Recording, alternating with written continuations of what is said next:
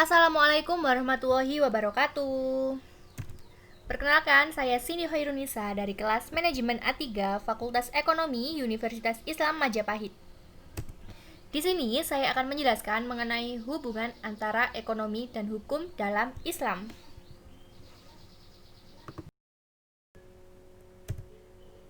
Islam sebagai agama yang universal diturunkan oleh Allah Subhanahu wa taala dengan tujuan untuk mewujudkan kemaslahatan manusia baik di dunia maupun di akhirat.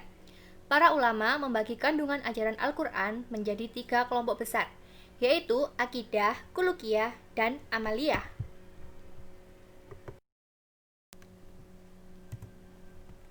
Berikut ini merupakan 3 kelompok besar kandungan Al-Quran menurut para ulama. Yang pertama ada akidah, yang kedua kulukiyah, dan yang ketiga amaliyah atau aspek hukum. Akidah berkaitan dengan dasar-dasar keimanan. Kulukiyah berkaitan dengan etika atau akhlak. Amaliyah berkaitan dengan aspek-aspek hukum yang muncul dari ungkapan dan perbuatan manusia. Amaliyah dibagi menjadi 2, yaitu ibadah dan juga muamalah. Ibadah merupakan hubungan manusia dengan Tuhan. Muamalah merupakan hubungan antara sesama manusia, baik di dalam bidang politik, hukum, ekonomi, dan lain sebagainya. Di sini kita akan membahas tentang hubungan antara ekonomi dan hukum dalam Islam. Apa sih hukum Islam itu? Hukum Islam adalah syariat yang berarti hukum-hukum yang diadakan oleh Allah untuk umatnya yang dibawa oleh seorang nabi. Baik hukum yang berhubungan dengan kepercayaan maupun hukum-hukum yang berhubungan dengan amaliyah yang wajib ditaati oleh seorang muslim.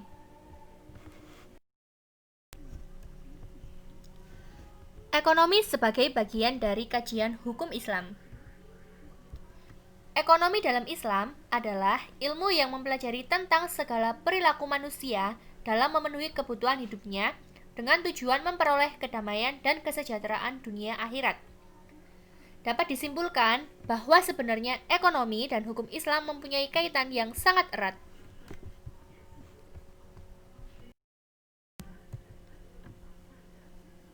Aspek ekonomi sebagai bagian dari kajian hukum Islam dibagi menjadi 2. Yang pertama ada kajian ekonomi merupakan bagian dari kajian hukum Islam. Yang kedua, hukum Islam menjadi landasan hukum normatif bagi ekonomi itu sendiri. Selanjutnya, ada dimensi ekonomi dari hukum Islam. Berbagai ajaran tentang aspek ibadah dan hukum Islam ternyata mempunyai dimensi ekonomi. Contohnya,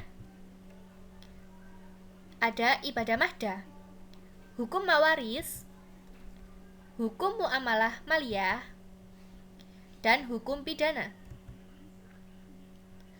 Ibadah mahdah memiliki dimensi ekonomi berupa zakat dalam hal pemerataan kekayaan.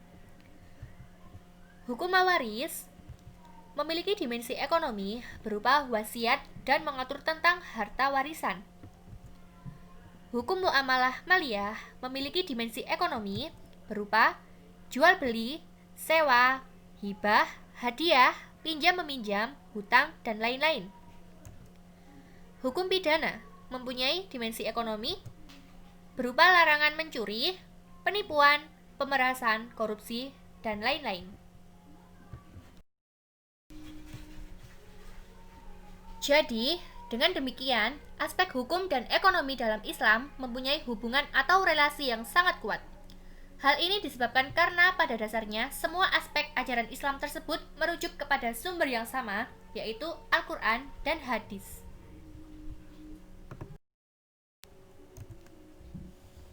Selanjutnya, kita akan membahas mengenai peranan hukum sebagai landasan yuridis ekonomi.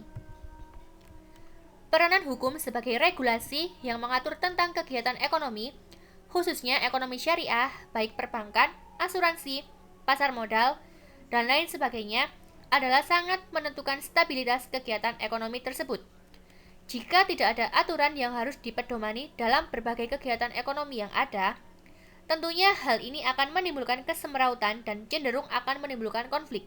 Oleh karena itu, manusia dalam melakukan kegiatan ekonomi memerlukan landasan hukum yang pasti untuk menjaga keteraturan hidup bermasyarakat.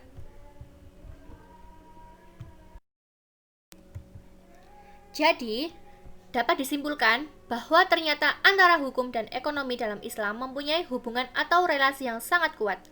Untuk konteks Islam, sumber rujukan hukum dan ekonomi yaitu Al-Quran dan Hadis. Di samping itu, aspek hukum ternyata mempunyai dimensi ekonomi. Sebaliknya, keberadaan ekonomi perlu mendapatkan landasan yuridis secara hukum. Oleh karena itu, dari awal antara hukum dan ekonomi sudah menjadi satu kesatuan dan berjalan sinergi. Oke, jadi itu tadi yang dapat saya sampaikan mengenai hubungan antara ekonomi dan hukum dalam Islam. Semoga dapat bermanfaat. Kurang lebihnya saya mohon maaf. Wassalamualaikum warahmatullahi wabarakatuh.